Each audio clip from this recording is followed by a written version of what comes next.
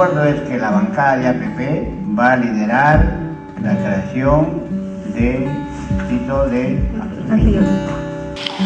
Este señor que había adquirido de una manera tan sacrificada un tamborcito, se incendia su domicilio y se quedan todos en cenizas. Y la Plaza Martín sacamos a todos los mugrosos que están ahí. Posición por parte de alguna de las personas que se encuentran aquí exigiendo la renuncia del presidente Pedro Castillo. Así no. No se puede acaparar el 80% de la prensa escrita sin que nada suceda. Estamos todos muy orgullosos de lo que hicimos en Andahuayla. ¡Viva! ¡Viva! Soy guapo, lo sé, las mujeres se calientan, ya lo sé. Llegué yo y jodí su matrimonio, me prefiere antes que su novio. Hay por lo menos unos 3 millones en pobreza extrema.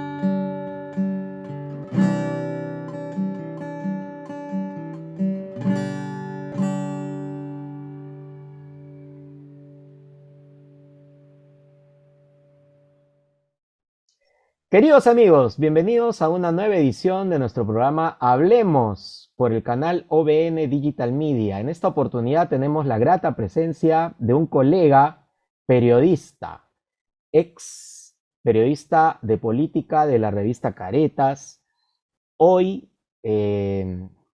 fundador, director del portal de noticias El Foco y también periodista del prestigioso semanario Hildebrand en sus 13. Eloy Marchán, ¿cómo estás, mi hermano? ¿Qué tal? Hola Orlando, ¿qué tal? ¿Cómo estás? Un gusto. Es compañero de redacción porque hemos estado juntos en Caretas. Tú en el tercer, cuarto. Exactamente, sí, pues yo estaba en el tercer piso, en la sección de inactuales, y tú estabas en el cuarto piso en la sección de política. Yo quisiera empezar hablando sobre este tema del periodismo, porque en estos días a los periodistas se nos da con palo en Twitter, en Facebook, en YouTube, en todas las redes sociales, ¿no? Hasta en la televisión, en los medios corporativos, se nos acusa de mermeleros, que hay una prensa mermelera, que el Estado está gastando la plata de todos los peruanos en mantener, dice, ¿no?, a los periodistas mermeleros que favorecen a los candidatos. Entonces, yo quería empezar preguntándote, ¿qué es el periodismo en realidad y cómo hacer entender a la gente que nunca ha estado en una redacción, cómo hacerle entender cómo funciona esto del periodismo? Tarea complicada, ¿no? Porque si te has dado cuenta, hay muchos periodistas que ni siquiera entienden qué es el periodismo, ¿no? O sea, por ejemplo, hay un columnista de Perú 20, perdón, de La República que él cree que un periodista puede hacer tranquilamente media training, ¿no? O hay otro director de un portal importante que también cree que un periodista puede hacer consultorías para empresas privadas o para gremios empresariales, ¿no? O sea, creo que más bien ese es lo antagónico del periodista, ¿no? O sea, primero tenemos que entender que el periodismo es un oficio, ¿no? O sea, uno al final puede tener 300 títulos o no puede tener ninguno, pero uno lo aprende en la calle, en la cancha, en la redacción, ¿no? O sea, tú y yo hemos aprendido que casi nuestra escuela es Caretas, ¿no? Entonces, y tú encontrabas en Caretas gente que era muy talentosa, que escribía muy bien y que no había estudiado nada, que no había estudiado nada, ¿no? O que dejó las carreras a medias. Entonces, tenemos que entender primero que el periodismo es un oficio, ¿ya? Es un oficio particular porque en cierto modo estás expuesto a ciertas limitaciones éticas. Porque al final, como dice Tomás Eloy Martínez, que dice al final el periodismo termina siendo el último bastión de sensatez de una ciudadanía, ¿no? Entonces, yo parto de eso, ¿no? Esto, me gusta más esa terminología o esa definición que otras un poco más idealistas, no sé qué es el mejor oficio, qué es el oficio que va a salvar la democracia, ¿no? Yo creo que una característica del periodista es la sensatez y el patrón ético, me parece, ¿no? Entonces, yo creo que un periodista, sobre todo los periodistas que tocan temas de investigación, temas políticos, no pueden estar teniendo esta promiscuidad o sea, con entidades del Estado, ¿no? Por ejemplo, ¿cómo vas a tú criticar al gobierno de Pedro Castillo si por ahí tienes una consultoría con Ocitran o con la PCM, ¿no? Entonces, Yo siempre divido eso. Eh, pero también hay que ser realistas que la actual situación de los periodistas tiene como competencia los influencers, ¿no? Porque muchos se dice, claro, ¿qué es ser periodista y qué es ser influencer? Yo considero al influencer un comunicador. Comunicadores, hay muchos influencers que son comunicadores muy exitosos, pero el periodista pues tiene este patrón otra vez de defensa de la democracia, de defensa de valores, estas ataduras de que no pueden caer en conflictos de intereses, ¿no? Y entonces, y además tendemos a ser antipáticos, ¿no? Porque claro, nos dicen este cliché de mermeleros, pero a ver, actualmente, ¿por dónde está la noticia, no? Entonces, porque los periodistas tenemos que tener algo bien claro, que es el tema del interés público. Entonces, tenemos dos casos para investigar. ¿Qué es más de interés público? ¿Qué es más necesario para hacer sostenible esta democracia? Es claro, investigar al presidente, ¿no? Porque es la persona más poderosa. Los periodistas investigamos al poder. Entonces, claro, sin descuidar a los otros poderes, ¿no? Por ejemplo, en el semanario Giles 13 hay un periodista que es Américo Zambrano que está abocado exclusivamente al caso Castillo. En cambio, yo estoy un poco más libre viendo cosas del Congreso. Por ejemplo, en el semanario sacamos los audios de Mari Carmen Alba, ¿no? O sea, investigamos al poder. Entonces, el periodismo es, al final de cuentas, un oficio que se encarga de velar por el interés público, por informar a los ciudadanos peruanos y peruanas, para que a su vez estos tomen mejores decisiones. Y el otro bastión creo que el periodismo es la defensa de la democracia, ¿no? Porque sin periodismo no hay democracia. Es una gran verdad, es una gran verdad. Yo reflexionaba sobre eso justamente fuera de cámaras y recordaba un poco lo que decía Noam Chomsky. Noam Chomsky señala en uno de sus trabajos que básicamente hay tres tipos de periodismo.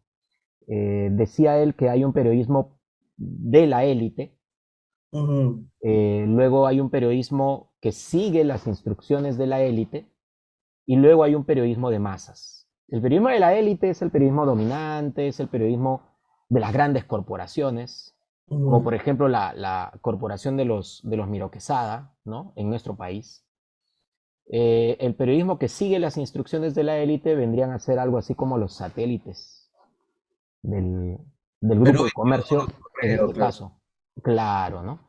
Y bueno, y decía Chomsky que la prensa de masas básicamente se dedica al entretenimiento, ¿no? O sea, a mantener, digamos, adoctrinadas a las grandes mayorías, pero en cuestiones que no son relevantes, ¿no?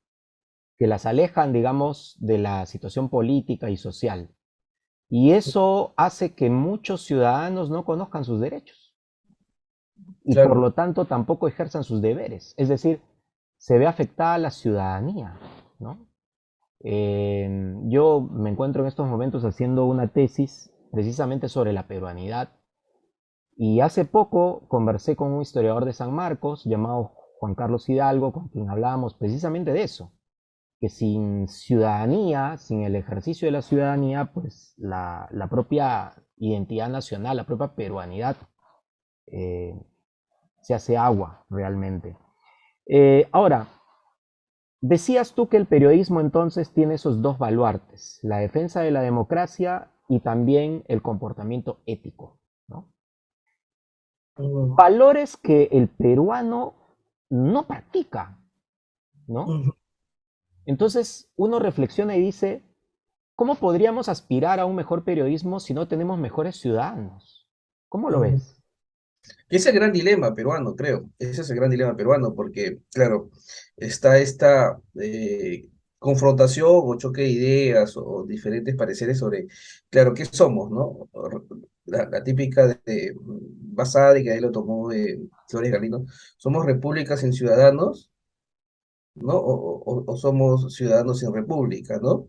O una republiqueta, como dicen otros. Claro, claro, es la típica pregunta de ¿cuál es peor? O sea, ¿quién fue antes, no? ¿El huevo o la gallina? ¿No? Es una pregunta bastante complicada. Yo creo que los dos tienen la razón, ¿no? O sea, el Perú es un país, estoy justo releyendo un poco de historia a propósito de historia de cómo se formó el Perú, ¿no? Entonces, claro, somos un país bastante que se formó acéfalo, que se formó eh, bastante cainita también, ¿no? O sea, entre nosotros mismos pues nos hemos autodestruido. Y entonces no nos gustó San Martín de Porres, porque, claro, perdón, San Martín, José de San Martín, porque al final acá la gente se resistía y a su vez querían más la colonia, seguir siendo colonia de España, ¿no? Querían el virreinato, entonces, claro, entonces es un país que se ha formado siempre improvisadamente, ¿no? O sea, yo creo que Castillo justo en estos momentos refleja lo que es el Perú, ¿no? Un presidente bastante ignorante, bastante desordenado. Yo he tenido una o dos veces, una vez creo que tuve que entrevistarlo y el señor me cambió de escenario cuatro veces, del lugar de la entrevista. Entonces, claro, eso es Castillo, ¿no? O sea, ese es el peruano promedio, el peruano que le gusta el caos, el desorden, que, que no cree en las instituciones, porque Castillo te das cuenta que no cree en las instituciones, todo esto que hace de mover ministros, de mover al jefe de inteligencia del Ministerio de Interiores, es justamente para salvarse él, ¿no? Entonces es la cultura combi, es una cultura combi que también gran responsable es Alberto Fujimori, ¿no? Yo sí creo que el gobierno de Alberto Fujimori significó un quiebre porque terminó de aniquilar dos cosas que todavía teníamos los peruanos, que nos costó años, décadas construir.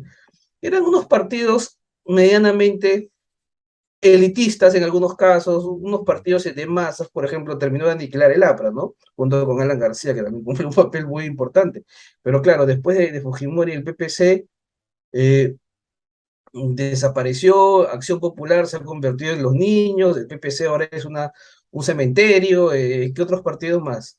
Somos Perú, Claro. Somos Perú vota para favorecer a William, o sea, claro, si antes teníamos partidos, gente más o menos que se involucraba en la parte política, pero ahora no, o sea, hemos pasado de tener un presidente del Congreso como, bueno, en la Asamblea Constituyente como ella de la Torre, a tener a Lady Camones, ¿no? Sí, sí, A Lady definitivamente, ¿no? Camones. De Entonces, escuchar a claro, Luis Alberto Sánchez a escuchar, por ejemplo, a Beteta, ¿no?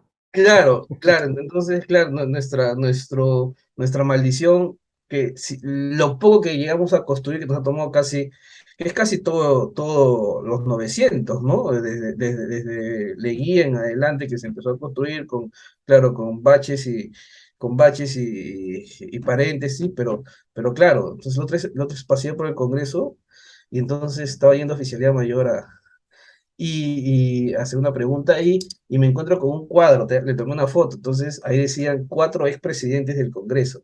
Entonces, claro, estaba Francisco Belaúnde, el hermano de Fernando Belaúnde, estaba Agustín Ayala de la Torre, y yo decía, ¿y en qué momento, pues? Bueno, sí, no había ni una mujer en ese momento, pero me hubiese gustado que hubiese habido, pero, pero dice, ¿y en qué momento hemos pasado de estos señores a Mari Carmen Alba, a Lady Camones, no sé, a Freddy Díaz, el congresista violador, ¿no?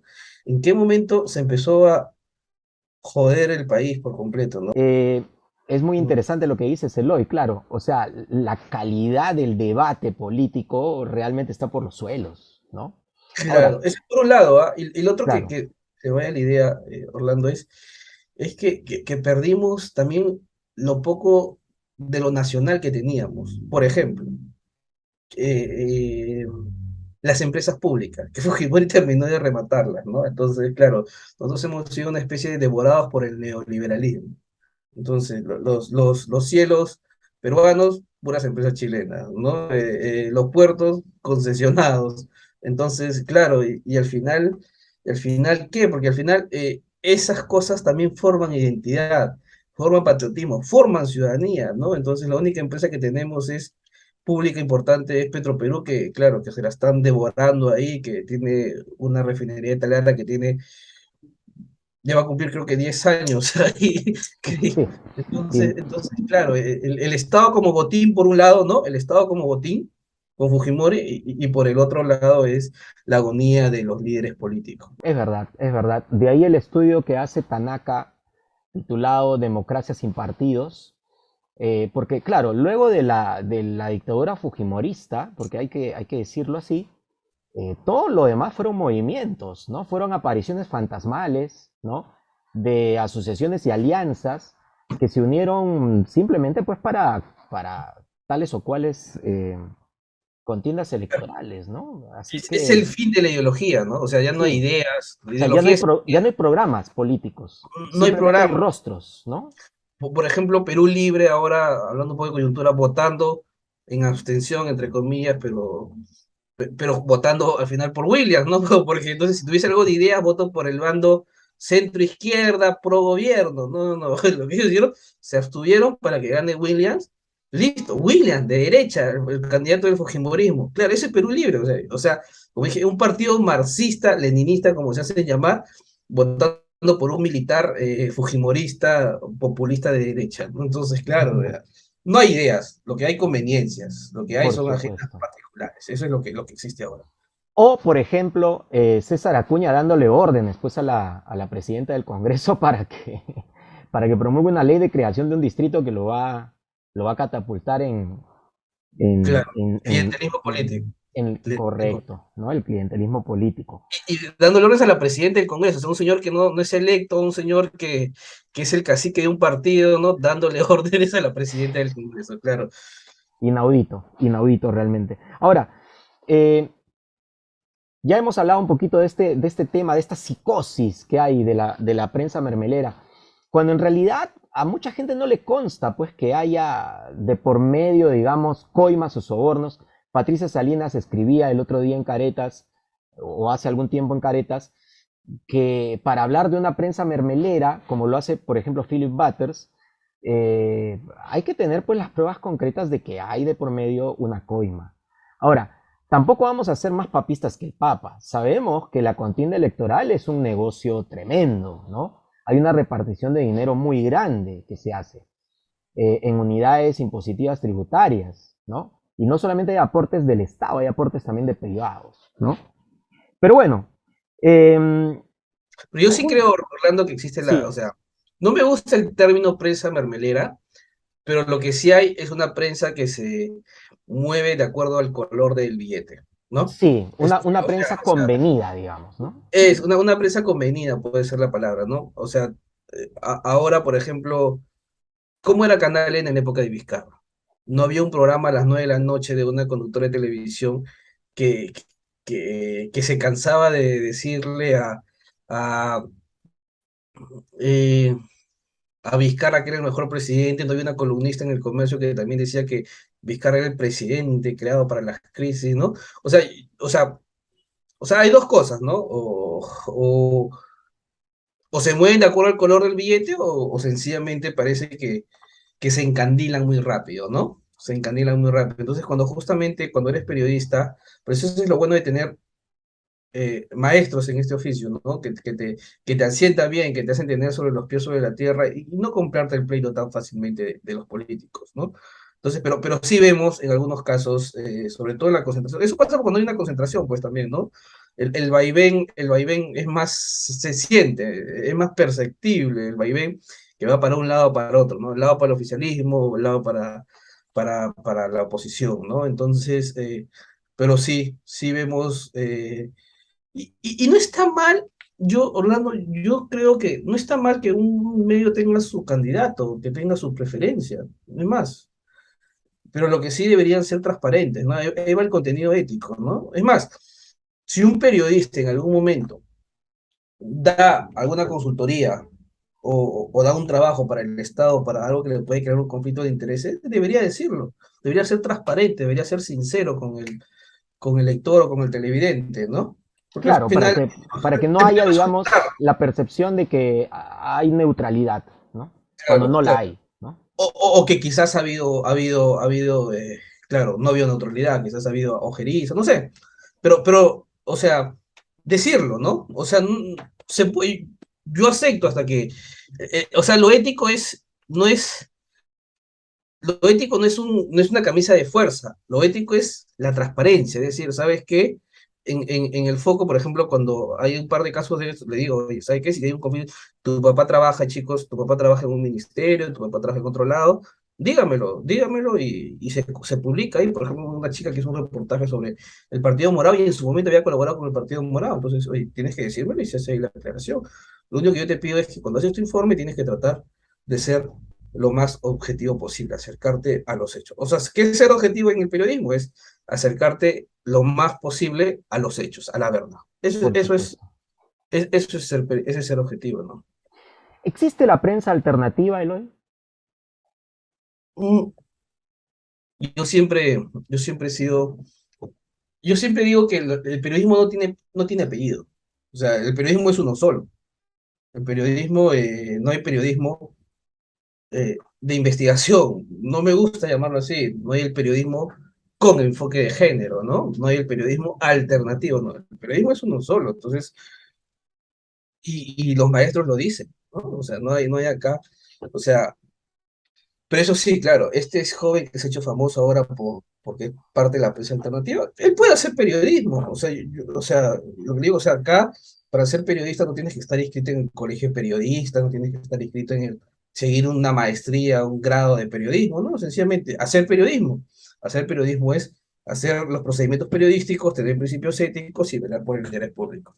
Entonces, pero en el caso de ellos, lo que hacen no es periodismo, más bien es proselitismo. O sea, eso es el tema. O sea, yo eh, me parece bien que hayan más periodistas, me parece bien que hayan más canales de televisión, de YouTube, de web, etc. Me parece bien. Pero lo que tienes que hacer el periodismo es uno solo, es buscar información de interés público que incomode a los poderosos, que alguien lo quiera ocultar, de cierto modo, ¿no? O sea, puede ser de derecha, de izquierda, la oposición, bueno, pero eso es, el periodismo es incomodar. Entonces, si vas a hacer una entrevista donde para nada vas a incomodar al poder, eso se llama propaganda. Entonces, estos Por medios supuesto. alternativos que están saliendo no son periodísticos, son medios de propaganda, que el gobierno lo está financiando con un dinero que seguro está destinado para otros fines. Por supuesto. Yo he estado rastreando esto del término y por ello iba la pregunta de periodismo alternativo, porque, por ejemplo, ya en el 97, Michael Albert ya hablaba de esto de los medios alternativos. Y él señalaba, por ejemplo, que los medios alternativos son aquellos que buscan concentrarse menos en las ganancias y buscan evitar a toda costa las jerarquías de poder. Pero claro, como tú lo dices, eso es lo que el periodismo siempre ha buscado en realidad. O sea, el periodismo siempre ha buscado evitar que haya, digamos, intromisiones políticas o intromisiones de poder que a las finales definan la agenda o definan, por ejemplo, el enfoque de los hechos, ¿no?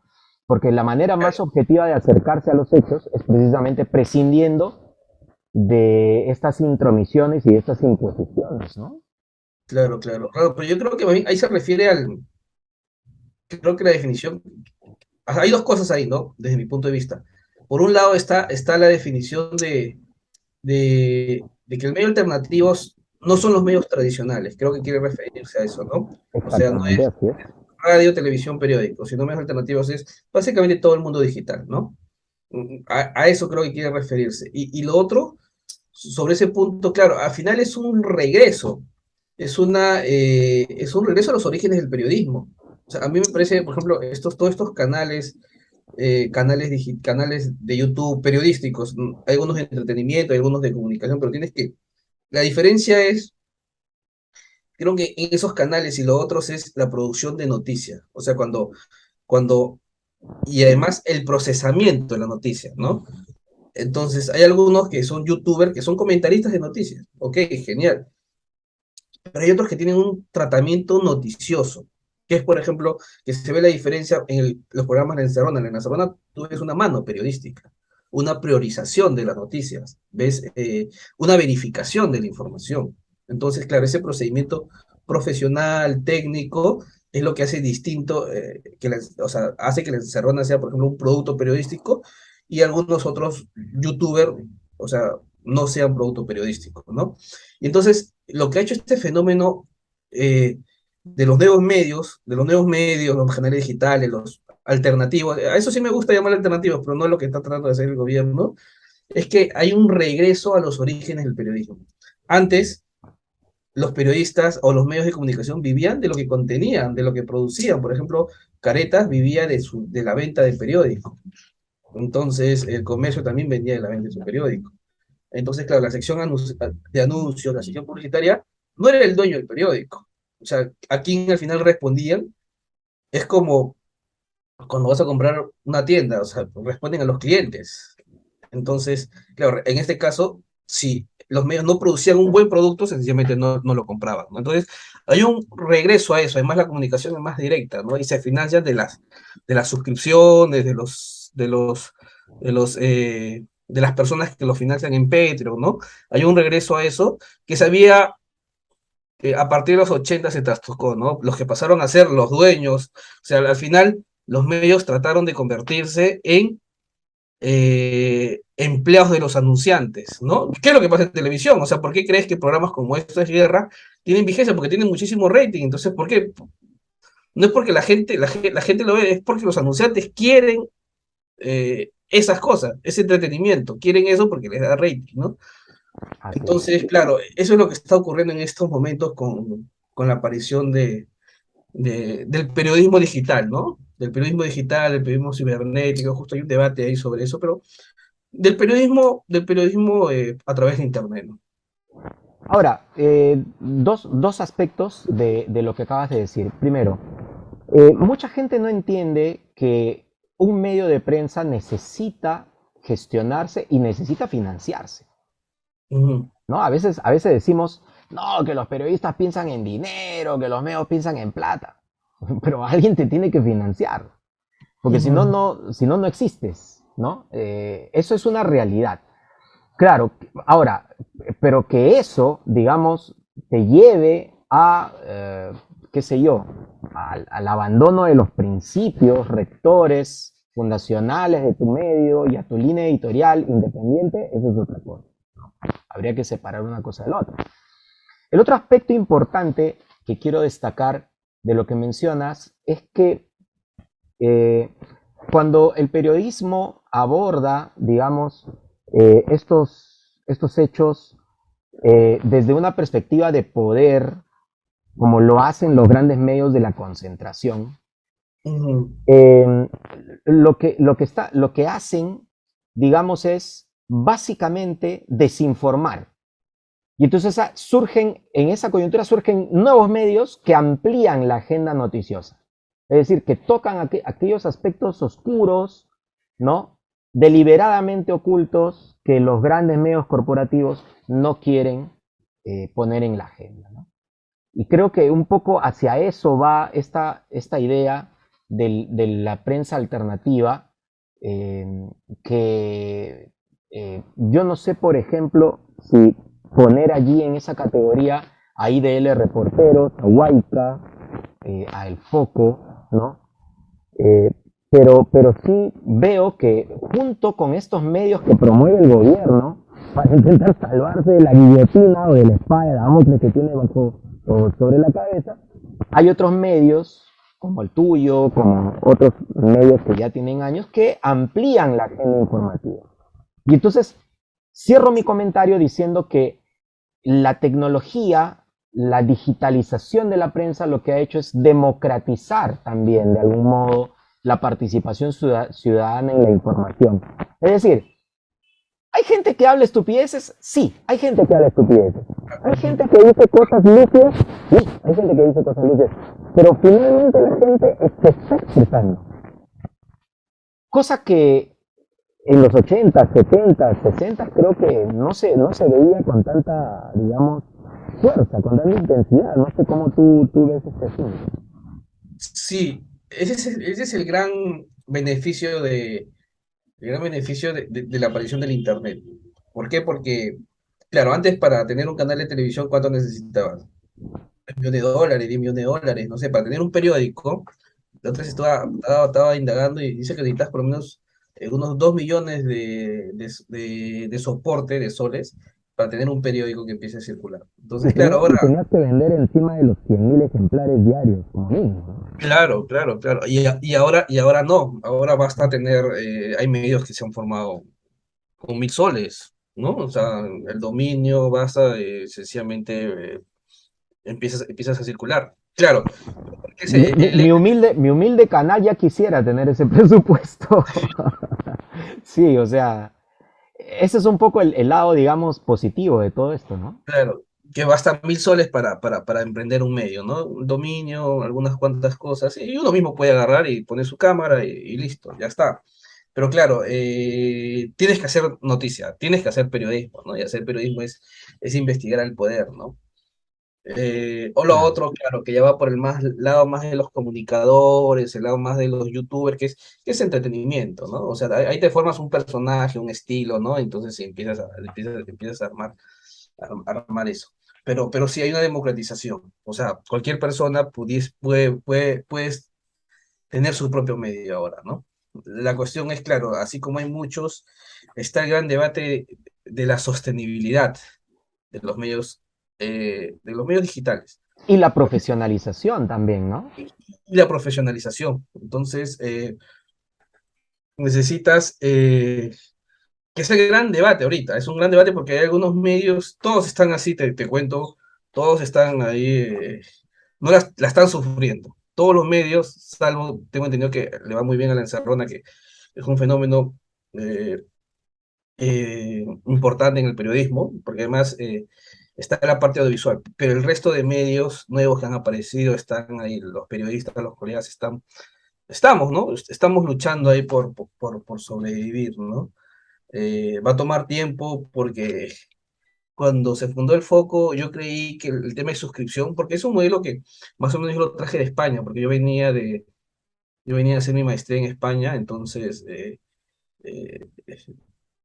dije, vamos a ver, pues con este sistema de suscripción vía Patreon, pero claro, el éxito no ha sido tanto como en España, ¿no? En España algunas web, como por ejemplo el diario.es, pues tiene más de 1 millón de suscriptores. Eh, la revista Contexto y Acción de Miguel Mora tiene creo 14.000 suscriptores, ¿no? En cambio, acá la cosa se cuenta por dígitos, en el mejor de los casos por 4 dígitos, ¿no?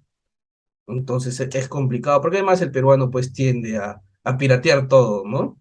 O sea, si a veces le metes un candado y te salen pues con, no sé, los ingenieros saben, alguien suelta la clave ahí y te la craquea y listo, Sí, tiene acceso a es tu contenido. Eso es lo complicado del público peruano, ¿no? claro que sí.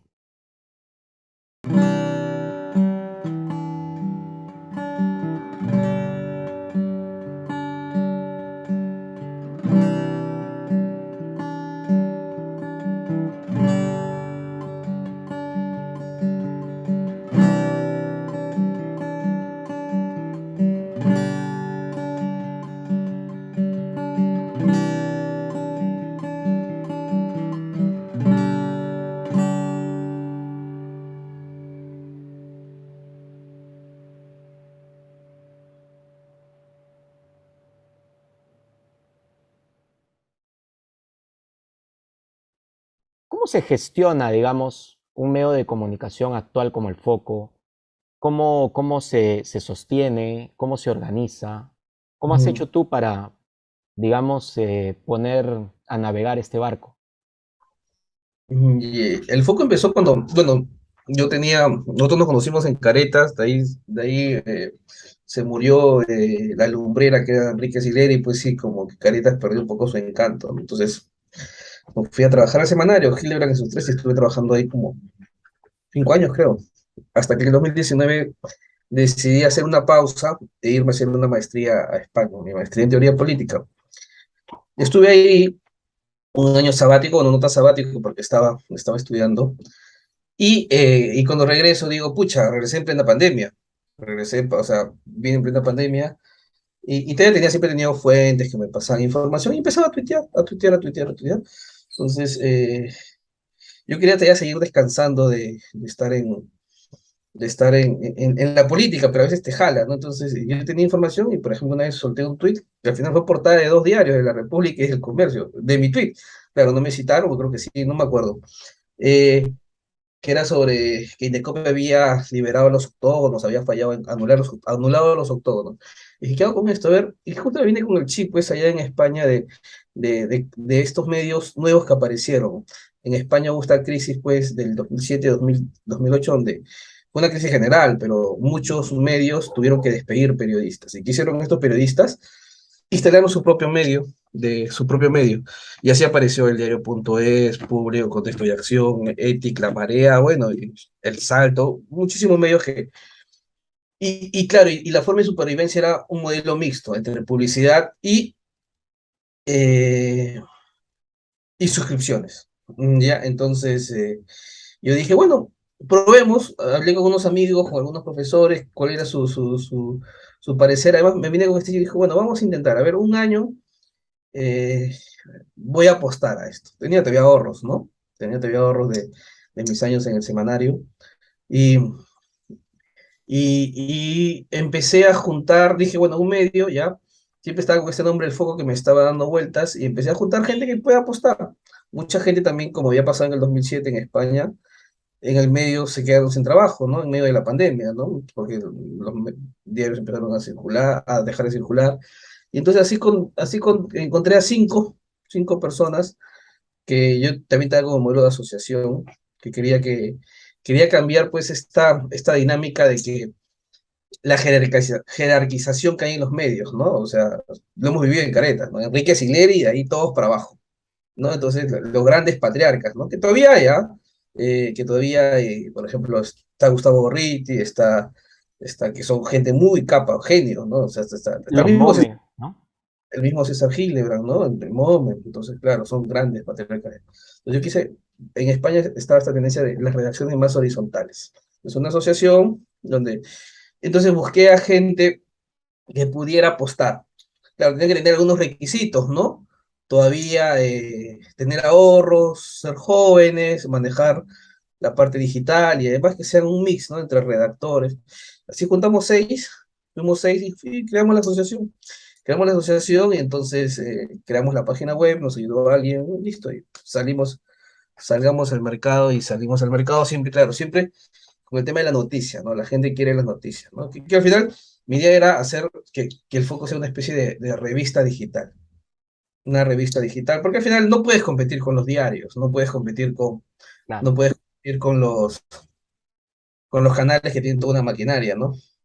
Sí, pues son tremendos monstruos. Pero ustedes ya han cobrado pues sus primeras víctimas, ¿no? Ahí tienes a Miguel Méndez, el procurador del Ministerio de la Mujer, ahí tienes a la rectora de San Marcos, Yeri Ramón, ahí tienes ahí tienes a Lady Camones, pues, y los 17 aportantes contratados por el Congreso.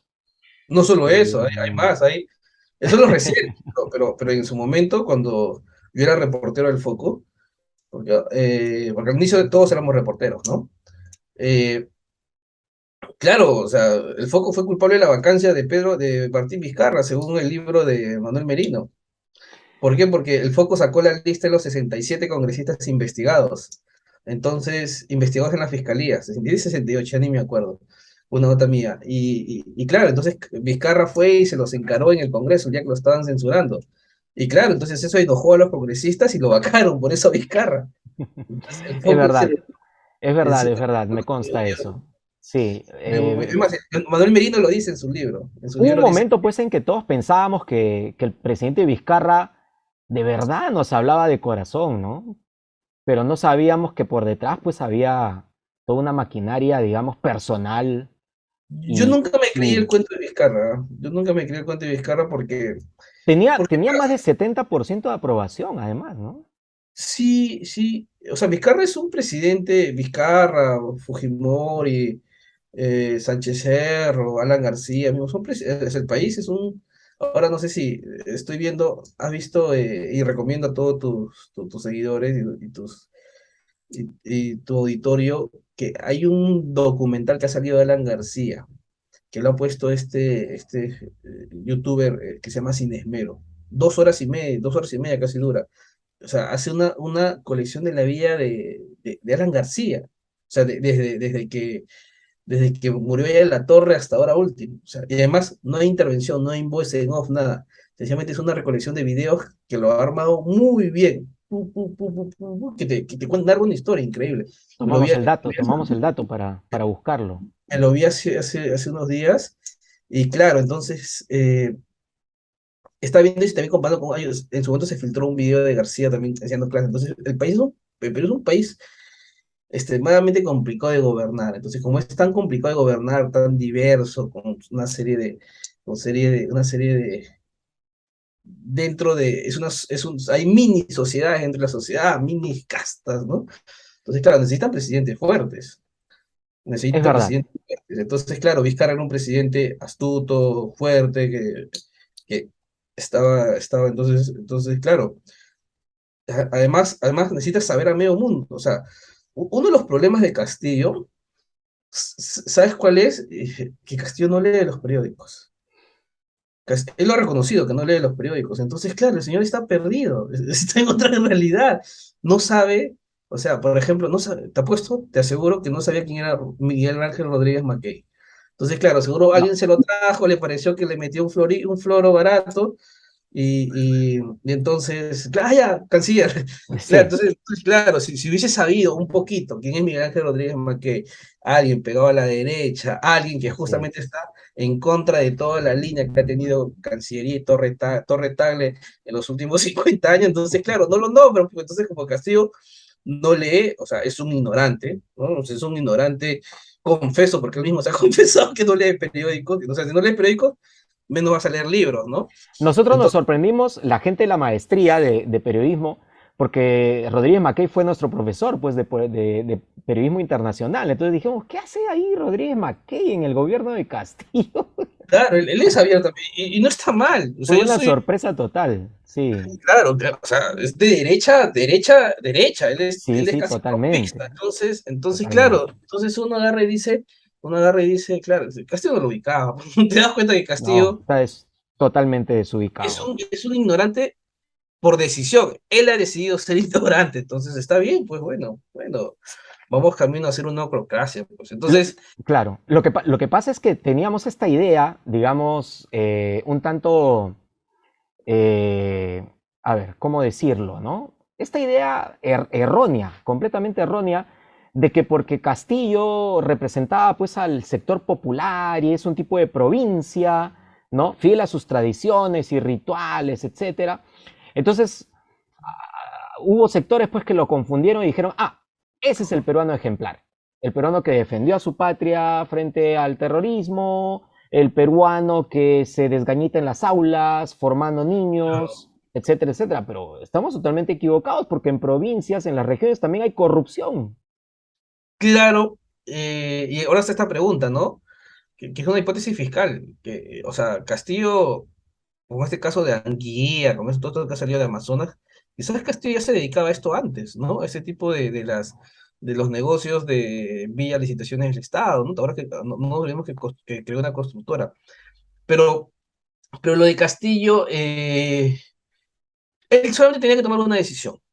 O sea, una persona inteligente, cuerda, o sea, una cosa es ser un ilustradísimo, haber leído pues a Joyce, haber leído pues no sé, haber leído tantos libros, ¿no? Haberse soplado todo el Decamerón, todo el... Claro. Una cosa es eso, y otra cosa es ser una persona sensata, o sea, para ser una persona inteligente no necesitas haber leído tantos libros, ¿no? Entonces, lo único que tenía que haber hecho Castillo, sabíamos quién era Castillo, sabíamos que no íbamos a tener a un Aya de la Torre, ¿no? Sabíamos que no íbamos a tener un Aya de la Torre, no íbamos a tener un Porra Barnechea, o sea, sabíamos quién era Castillo. Pero solamente tenía que tomar una decisión, rodearse de gente decente y que sepa un poco más que él. Nada más. Eso es lo que tiene que hacer un líder. Entonces, como hizo Vizcarra en su primera etapa, ¿no? Como hizo Vizcarra, como hizo Benito Juárez, como han hecho muchos, ¿no? Muchos líderes que sabían, o sea, tienes que ser consciente de tus limitaciones. Entonces Castillo, al parecer, lo de él es un problema ya hasta ético, ¿no? Un problema.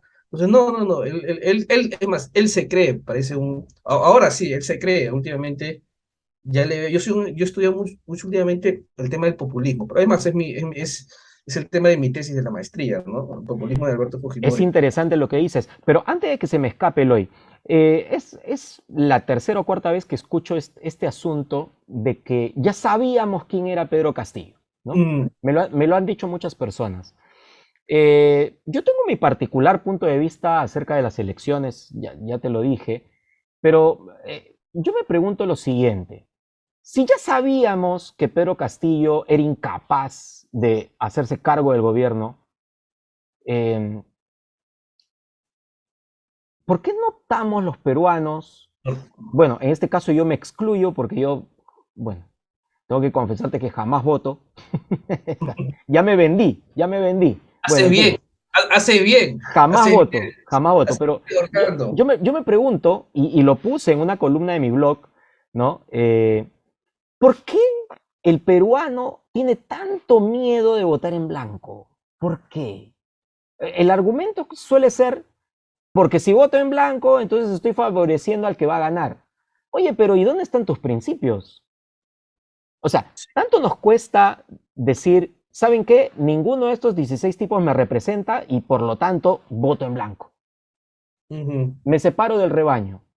¿Por qué nos cuesta tanto hacer eso?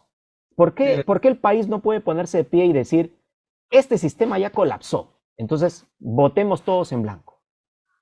Sí, yo la verdad que a estas alturas estoy pensando, y me he puesto a pensar, y confieso que, ¿por qué no voté en blanco también? Porque yo voté por Pedro Castillo. O sea, Creo que era la opción, ¿no?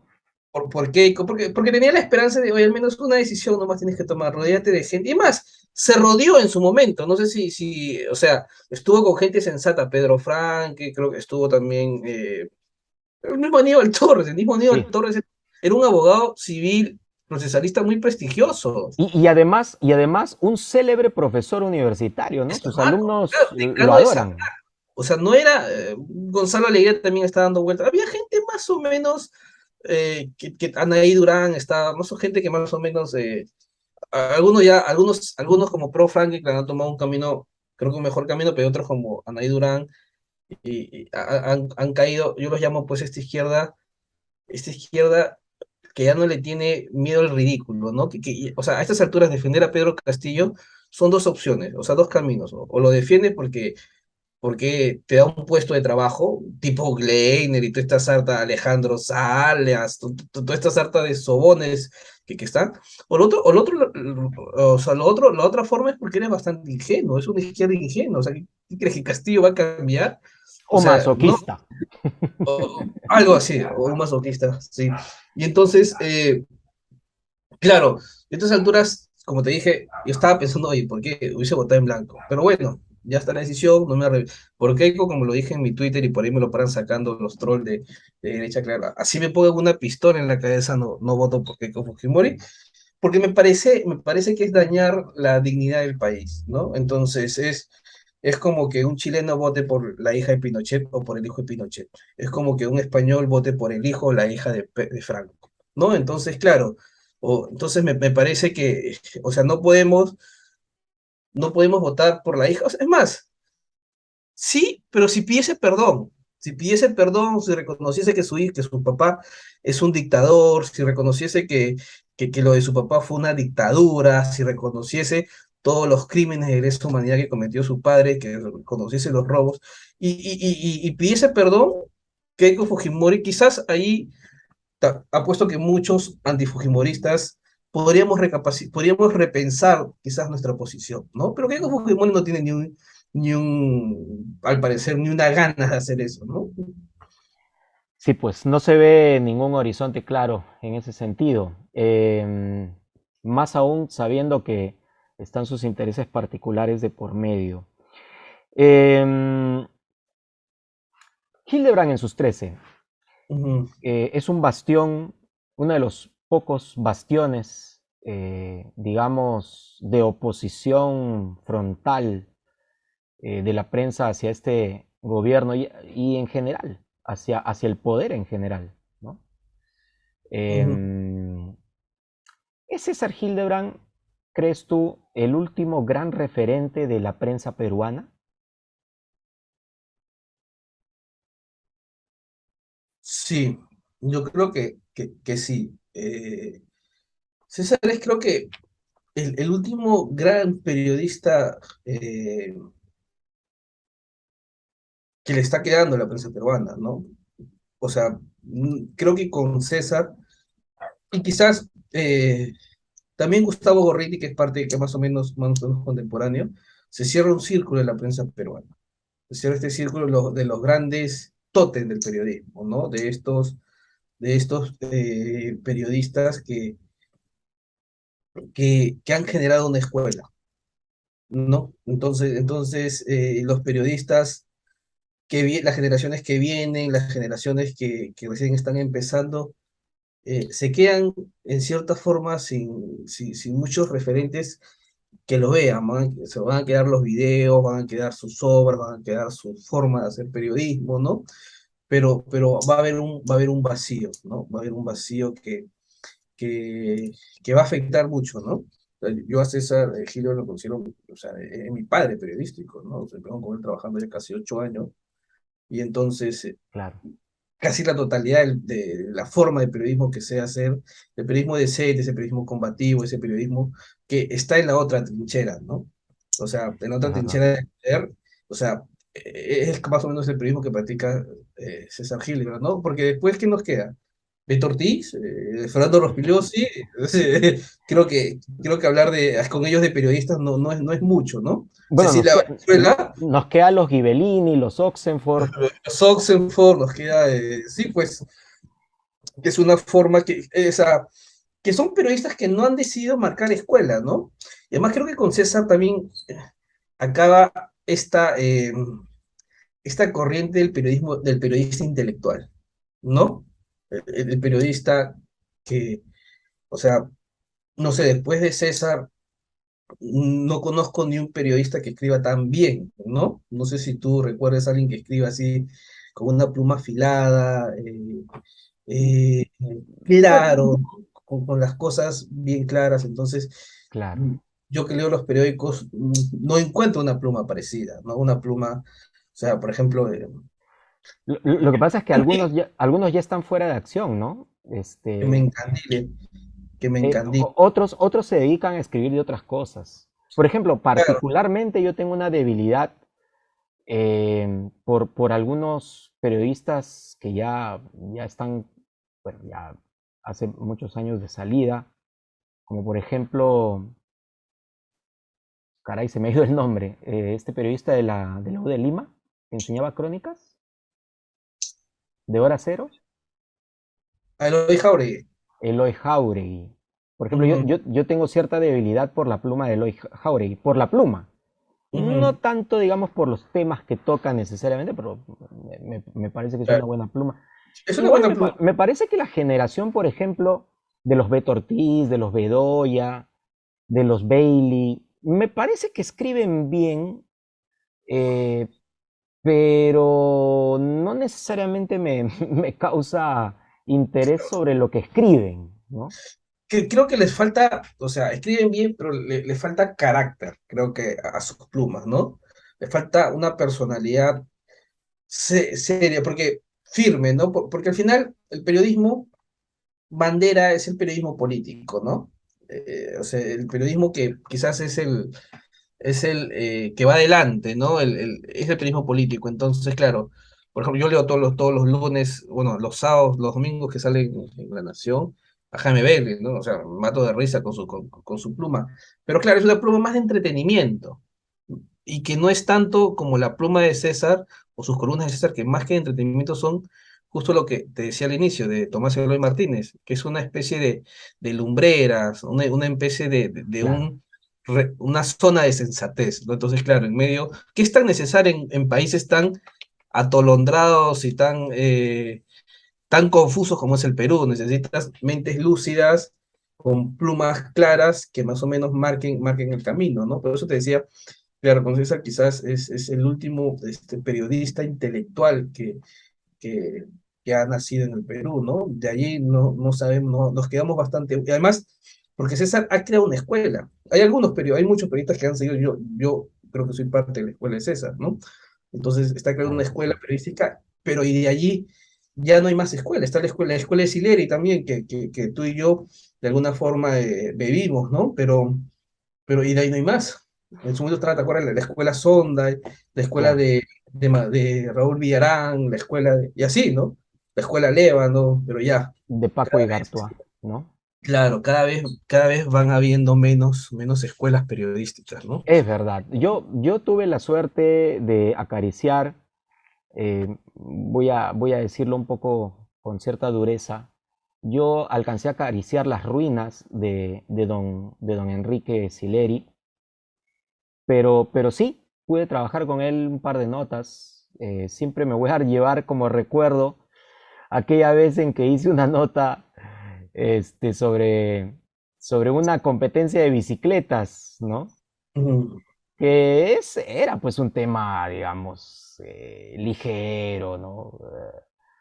Pero nunca voy a olvidar que en su despacho una vez leyó mi texto y me dijo, bueno, pues Orlando, dejo esto en tus manos. Eso para mí era pues como ganarme el Oscar, ¿no? Ujú. De de la breve trayectoria que tenía en aquel entonces. También he tenido la suerte de trabajar con los Miro Quesada, no sé si llamarle suerte, pero bueno, pues ahí hasta hasta de lo dudoso uno aprende, ¿no? Recuerdo una vez hice una nota sobre el poeta Hernández y bueno, Silvia Miro Quesada vino y bueno, estaba muy feliz con la nota y así otros colegas más. Creo que, sin temor a decirlo así, con todas sus letras, creo que tú y yo, Eloy, hemos formado parte, tal vez, de la última redacción que tuvo Caretas. Sí, claro, Me claro. parece, ¿no? Ahora yo sigo comprando caretas por un tema de estar informado. Ya salió caretas, ya jueves, el día que se emite, que estamos grabando el programa, pero me da mucha tristeza de lo que se ha convertido caretas, ¿no? Se ha convertido en casi en un pasquín, ¿no? O sea, algo que temió mucho Enrique Sileri, ¿no? ¿Por qué? Porque eh, columnistas que a su vez son dueños de empresas que anuncian en la misma revista, ¿no? ¿Quién es el anunciante principal de Caretas? Willax. O sea, y acá está, ¿no?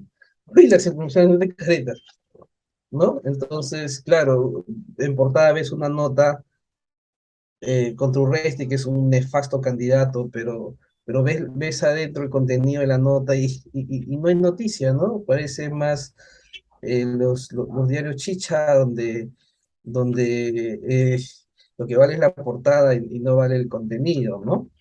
Entonces, y así, o sea, periodistas que han trabajado para el canal del Estado y que a su vez no lo reconocen, te vas al Postón y parece una revista semi-clandestina, ¿no?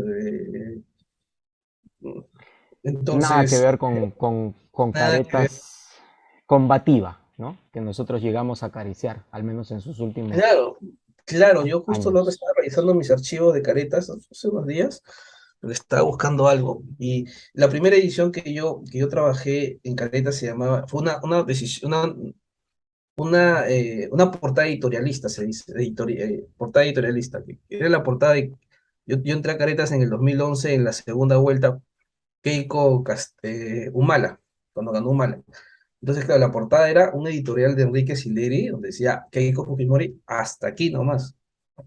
Esa es la primera edición en la cual yo trabajé en Caretas. Y entonces, claro, es la posición. Y ahora Caretas es hasta filo fujimorista, ¿no? O sea, Sí. hay una posición ahí clasista contra Pedro Castillo, abiertamente en favor del Congreso, ¿no? Me leí la nota contra, contra Winas y es bastante blanda, ¿no? O sea, lo de la comarca lo mencionan así, casi ni lo mencionan, ¿no? Entonces uno dice, oye, ¿qué pasó acá, no? ¿Qué pasó Que lo que acá? pasa es que el periodismo sin periodistas no existe y la convergencia digital se los ha devorado pues a todos y en fin.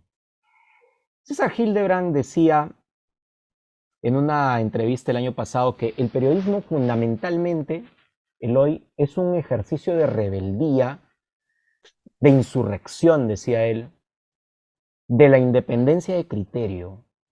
Y él decía que debemos volver a nuestras fuentes y que por eso es que el periodismo eh, está en crisis no solo en el Perú, sino también en el mundo. Ujú. ¿Cuál crees tú que es el futuro del periodismo peruano?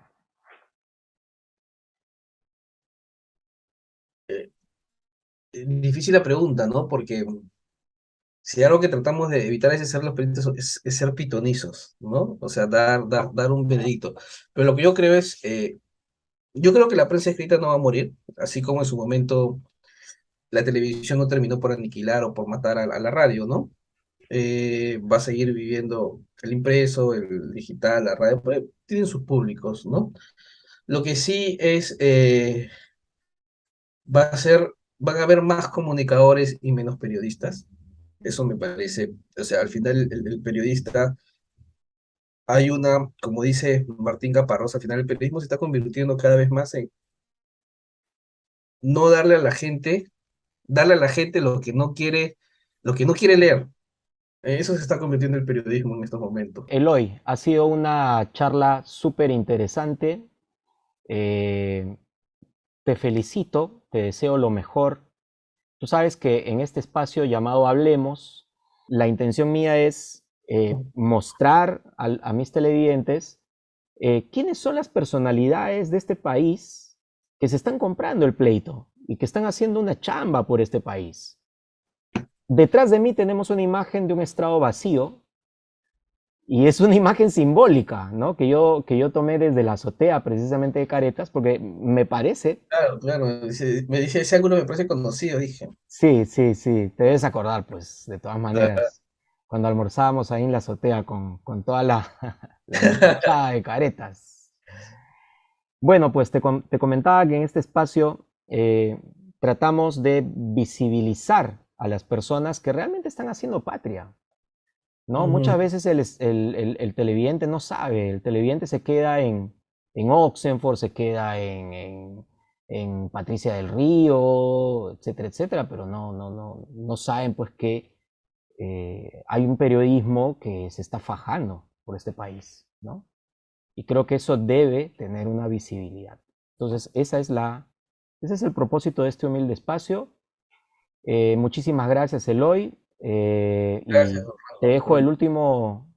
el último minuto para tu despedida o una reflexión final. Sí, te agradezco por la entrevista, ha sido muy entretenida, gracias por tus palabras. Y sí, yo creo que al final no todo esto es guerra, no todo es combate, no todo es Magali, ¿no? Sino deben aparecer espacios que al final el periodismo también es una especie de pedagogía, ¿no? Pedagogía y guía ciudadana. Y de eso se trata, ¿no? A veces no somos los periodistas no somos muy simpáticos, no caemos bien a las personas, pero lo único que nos mueve es la búsqueda de la verdad, ¿no? Y en eso me parece que es muy vital en estas situaciones sobre todo de polarización, ¿no? Cuando tenemos dos bandos claramente enfrentados, y además con la aparición de radicalismo, que es lo peligroso, ¿no? O sea, hay un bando claramente que está en la línea de Vox de España, ¿no? Que es el tema de renovación popular, que es contrarreformista. Y en otro lado hay un bando como un disruptor o sea, contrainstitucionalista como es Antauro Humala, que es muy peligroso, que más deberíamos los ciudadanos unirnos para evitar que alguien así llegue a la presidencia de la República. Tengo entendido que no puede postular, ¿no? Que hay restricciones legales que lo impiden postular ahora y más adelante también, ¿no? Por la sentencia que carga. Pero igual, no puede ser de que personas de ese tipo tengan cierto arraigo, ¿no? Entonces, que los tienen, porque son carismáticos, son populares.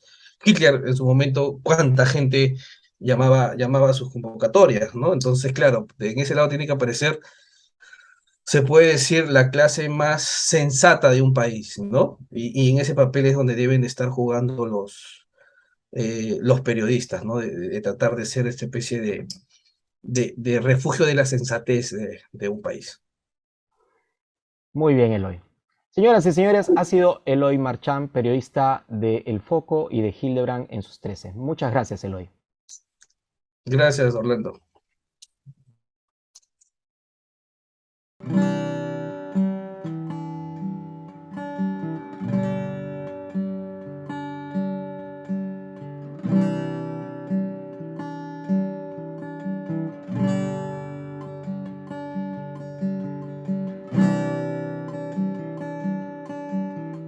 Chao.